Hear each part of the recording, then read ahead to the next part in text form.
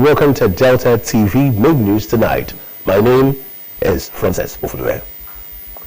President Bola Tinubu has signed 4 groundbreaking tax reform bills into law. The bills, which he said will transform Nigeria's fiscal and revenue framework, were signed at the Presidential Villa, Abuja, today. They are the Nigeria Tax Bill, the Nigeria Tax Administration Bill, the Nigeria Revenue Service Establishment Bill, and the Joint Revenue Board Establishment Bill, which were recently passed by the National Assembly. The new laws, when operational, are expected to significantly transform tax administration in the country, leading to increased revenue generation, improved business environment, and a boost in domestic and foreign investment. Among those present at the signing ceremony were Senate President Godswill Akpabio, Speaker of the House of Representatives Honorable Tajuddin Abbas, and other top officials of both the upper and lower chambers.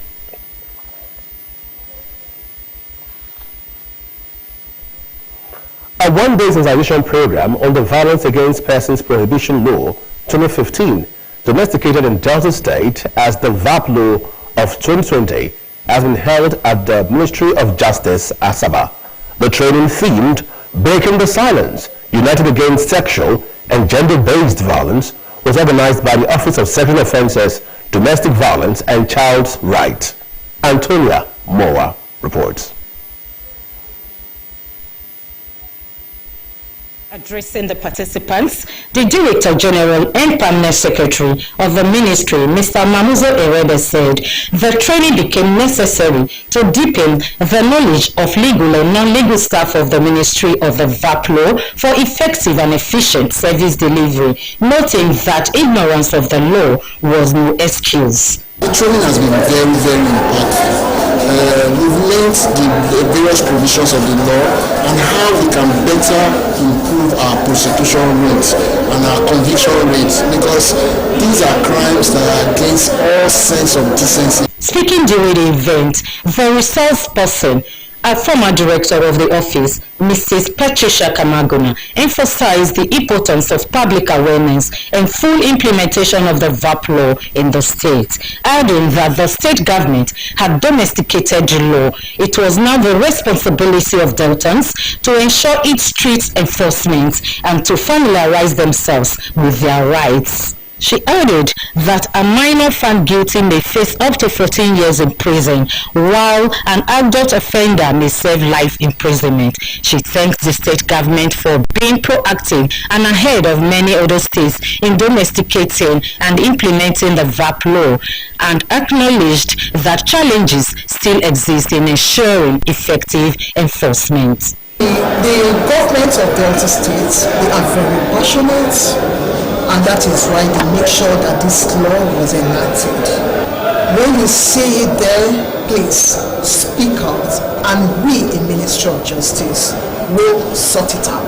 Also speaking at the event, the Executive Director, Working Fingers International Initiative, Mrs. Eris Dorebi, addressed the root cause and prevention of gender-based violence, emphasizing that women and girls were the most affected, though some men were also victims.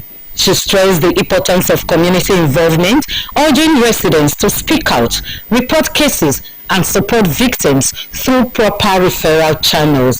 The effective implementation of the Violence Against Persons law is what we are advocating for, and the law makes provision for your protection.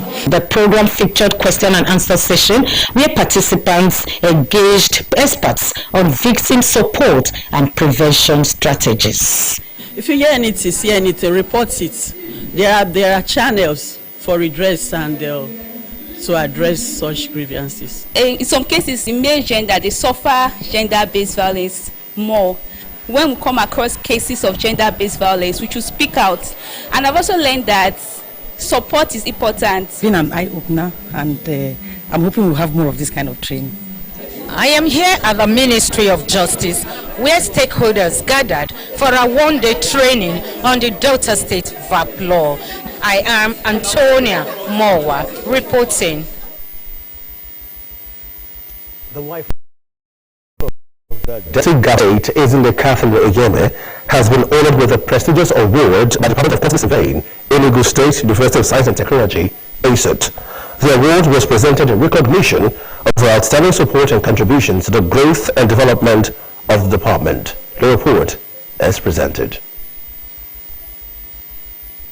Auditorium at the Agbani campus of ASUT came alive as dignitaries gathered to celebrate one of their own, Ezene Catherine Onyeme. The Department of Quantity Surveying, in a symbolic gesture of appreciation, bestowed a special award on Ezene Onyeme for her unwavering commitment and continued support toward the department's advancement. Thank you so much for coming, and on behalf of this university, we present this award to you. Thank you. Responding, Ezene Onyeme took a nostalgic journey down memory lane, recounting her days as a student on the campus. ASUT will train you to be a strong person wherever you are. Whatever I am today, I believe ASUT also molded me and contributed so much. The Vice Chancellor, Professor Aloysius Okoye, in his address stressed the university's drive to tap into local expertise to address community needs. ASUT is going to be in the next 3 years a center where everybody will be coming to, and I assure you that I won't be here at that time. But all the foundation and takeoff must be completed before we leave. Delivering the keynote address, Quantity Surveyor Bafemi Unashile emphasized the crucial role of quantity surveyors in driving sustainable development, calling for stronger collaboration between academia and policymakers. The climax of the event was a presentation of award to Ezene Onyeme by the Vice Chancellor, followed by cultural displays from the Ezedino Korobia dance group led by Kizito Dance Group. The ceremony was graced by wives of Delta State legislators, commissioners, local government chairmen, top government functionaries, members of the Noble Women Group, family, and friends.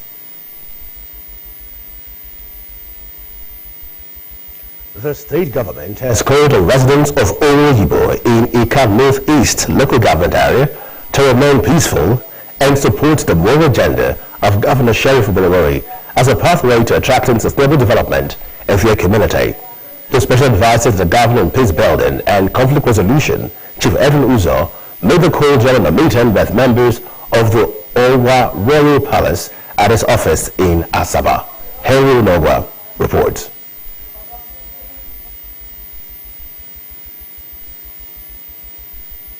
Chief Uzo disclosed that the meeting was convened following a petition submitted to the state government by the Owoyibo Progressive Initiative, adding that the group had raised concern over alleged incessant land grabbing, forceful dispossession of locals from their ancestral land, and intimidation of indigents by certain individuals within the palace. He said the state peace-building team had earlier held discussions with the Owoyibo traditional ruler, Efezomo II, to understand his perspective on the matter and emphasized that Governor Sheriff Oborevwori has zero tolerance for any form of conflict, even as he urged all parties to exercise restraint while the government conducted further investigations.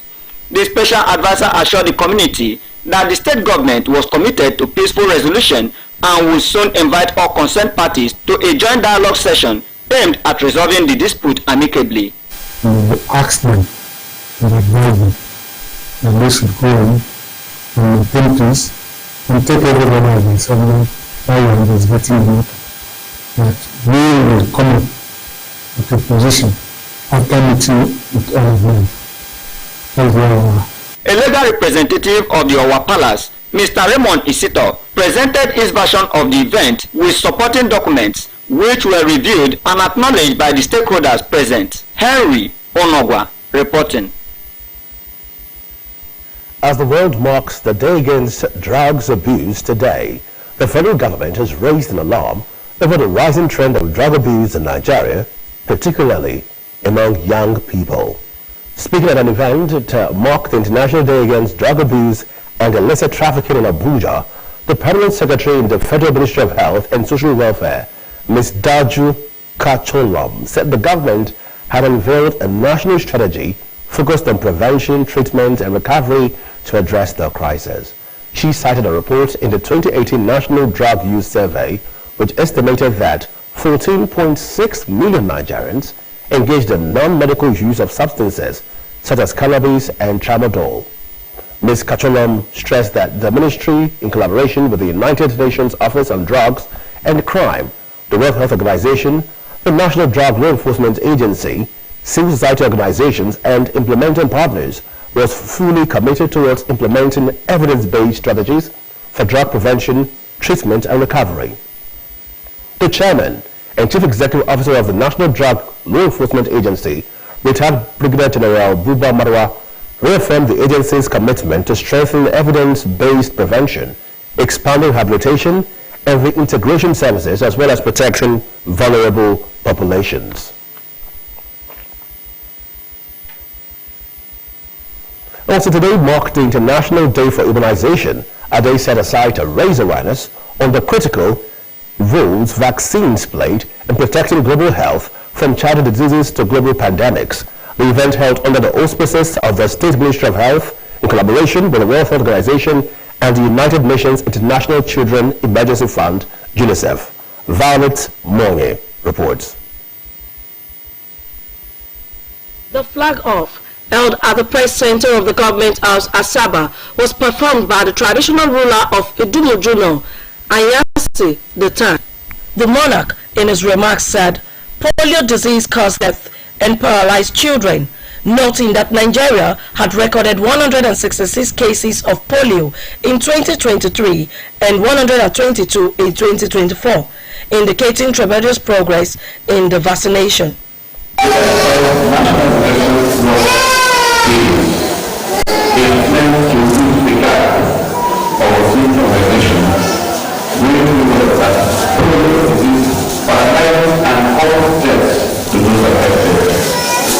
The Commissioner for Health, Dr. Joseph Onojame, represented by the Executive Director of the Delta State Primary Healthcare Development Agency, Dr. Paul Yinkoro, said the National Immunization Plus Days provided opportunity for preventing zero dose in children with the help of trained health workers deployed to vaccinate children against the polio, among other diseases. He said the exercise would take place from Saturday, June 28 through July 3, and urged parents and all stakeholders to bring their children for vaccination. The country's immunization program remains effective in providing immunity for a teen population. This is a guarantee. While the teen nation provides immunization for all infants, the NIPs provide opportunity for preventing zero dose children, that is children who have never been immunized before. Other stakeholders in their goodwill messages said they stood firmly to support the government to get rid of vaccine-preventable diseases, assuring the people that the vaccines were safe and effective.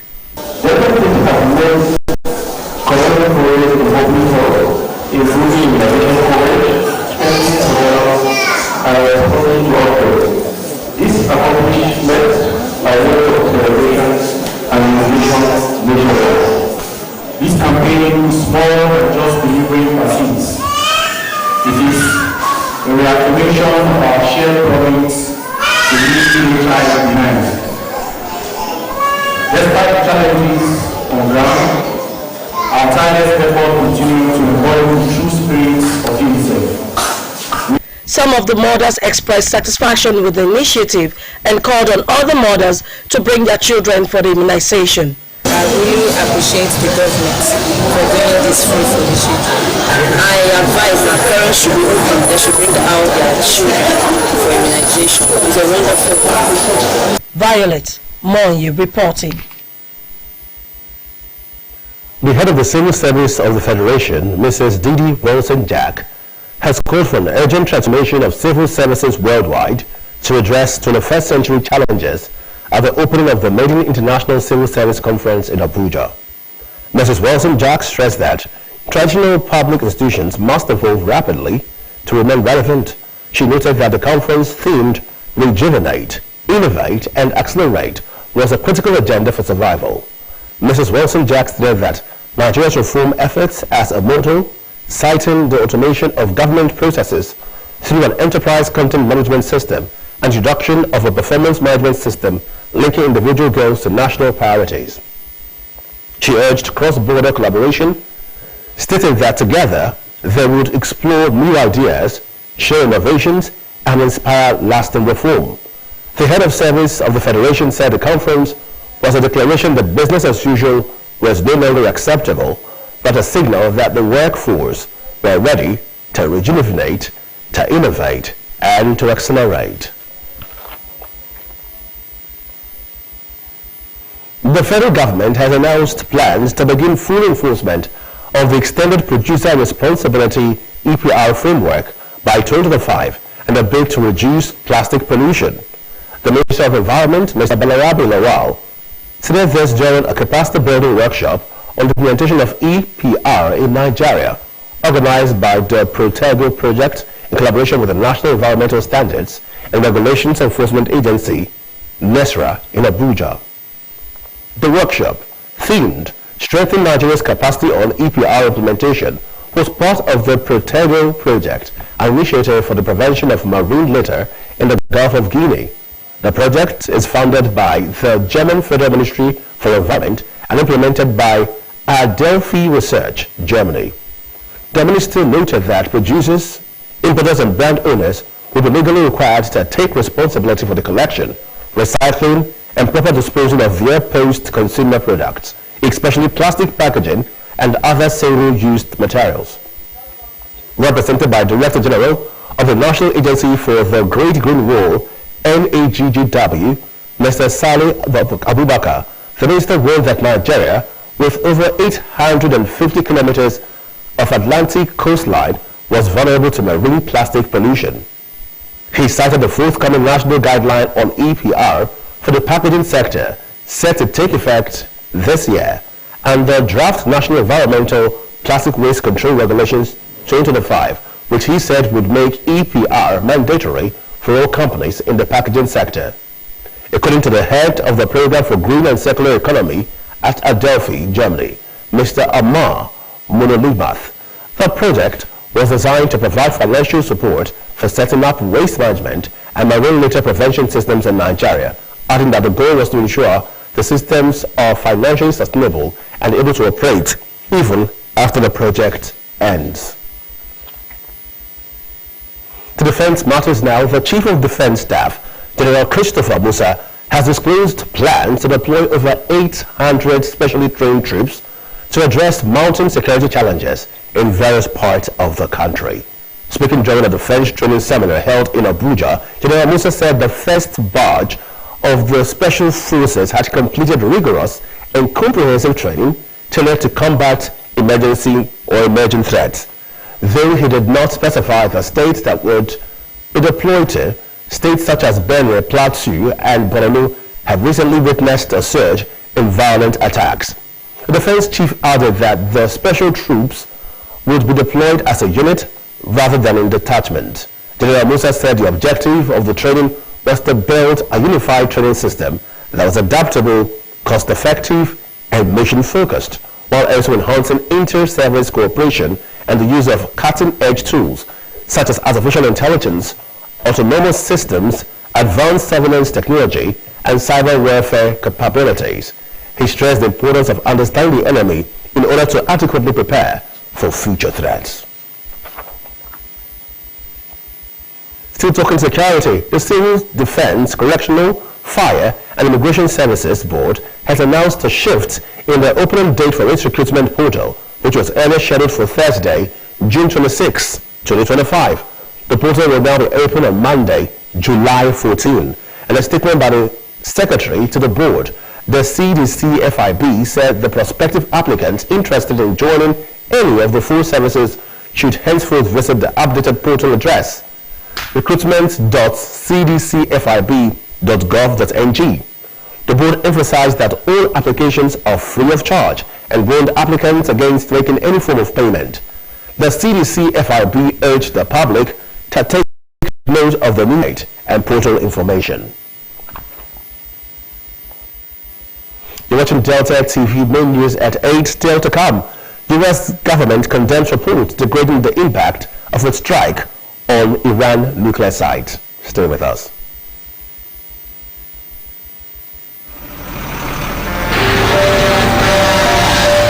If tanker wey carry fuel fall or pipe wey carry fuel for underground burst, wetin you go do? You go begin bail fuel put for your bucket, or you go run comot far for where the fire go soon come. Na only small time you get to take this wise decision. Waka comot, no, that one no dey enough. Shift, no, that one no dey enough. Stay there dey gist and take pictures with your phone.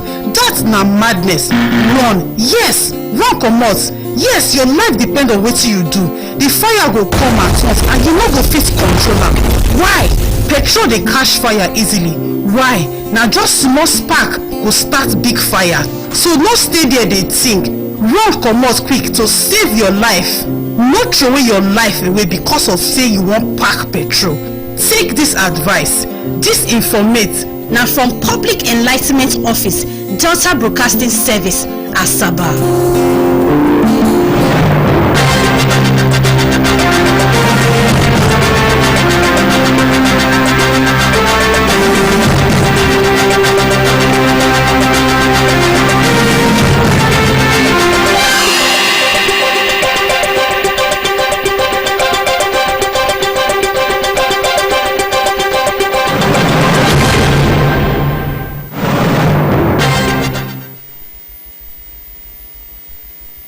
This is Delta TV Main News at 8. The Global Scene is next as we join our World News Desk. The United States government has condemned media reports degrading the impact of its strike on the Iran nuclear sites. President Donald Trump has repeatedly condemned CNN and New York Times for reports that call into question the damage caused by last weekend's U.S. strikes on Iran and downplaying his own intelligence analysts in the process. Trump called on CNN to throw out like a dog a reporter who has worked on the story and suggested that New York Times reporters were bad and sick people who were attempting to demean American pilots involved in the strikes. Also, the United States Defense Secretary Pete Hegseth has described the U.S. strikes on Iranian nuclear sites at the weekend historically successful. Speaking at a Pentagon news conference, Hegseth cites various assessments including the CIA and the UN nuclear watchdog. Hegseth also attacks media after a leaked intelligence report earlier this week suggested the strike's impact may have been limited. The update comes after Iran's supreme leader said the US failed to achieve anything significant with the nuclear strikes. Iran's supreme leader also claims victory over Israel and says Iran delivered a heavy slap to the US by attacking a US base in Qatar. Let's join our business news desk for happenings in the business sector. A World Bank 2025 report has put the number of people without access to electricity in Nigeria at 86.8 million, the highest worldwide. This is a third consecutive year report showing Nigeria in the lowest position globally. The report released yesterday, which covers 2023, entitled Tracking Sustainable Development Goal SDG 7, the Energy Progress Report 2025, also showed that out of the top 20 countries with weakest access, 18 within sub-Sahara Africa. The World Bank noted that the region now accounts for 85% of the global population without electricity. The President and Chairman of the Board of Directors of African Export-Import Bank, Professor Benedict Oramah, has projected a rise in intra-African trade, stating that the current 15 to 17% share is expected to double within the next decade, driven largely by the implementation of the African Continental Free Trade Area. He made this known during the launch of the second volume of his book, Foundations and Evolutions of Structured Trade Finance, held in Abuja yesterday. Oramah explained that the dynamics of global trade have shifted significantly over the past decade, with South-South trade now dominating Africa's external trade. In contrast, trade with advanced countries has declined, to below 50%. Back home, the state monthly environmental sanitation will hold on Saturday between the hours of 7 and 10 in the morning across the state. A government statement says due to unified tertiary matriculation examination UTME mop-up examination and the culmination of the National Environmental Sanitation Day, there will be no restrictions on human and vehicular movement. The statement encouraged residents to use the opportunity of the National Environmental Sanitation Day celebration to clean the environment and continue the practice of personal hygiene, the sanitation of drainages and proper disposal of waste, as well as fumigation of their premises to prevent cholera and other sanitation-related diseases. According to the statement, the State Commissioner for Environment, staff of the Ministry, the Task Force on Environment and other relevant government agencies will monitor the exercise across the state, while officials of the State Waste Management Board, local governments, and other relevant authorities will evacuate the resultant waste to an approved government dump site. The statement warned that those found not taking part in the exercise will be brought before mobile magistrate courts for prosecution. In sport, the Super Falcons of Nigeria have arrived in Casablanca, Morocco, for their final preparations ahead of the 2024 Women's Africa Cup of Nations. 22 players and 2 officials arrived in Morocco's economic capital last night and were joined by BFC striker Asisat Oshola and China-based forward Folashade Ijinanisi. The Falcons had on Monday held Portugal to a goalless draw and a pre-AFCON friendly in Lisbon, the Portuguese capital. They will take on perennial rivals, the Black Queens of Ghana, in another friendly on Sunday. The 9-time champions will open their campaign in Morocco against Tunisia at the Rabi Zouali Stadium, Casablanca, on Sunday, July 6. They will also face Botswana and Algeria at the same venue. Now here's our food for the day. Vulnerability is no sign of weakness, but a sign of strength.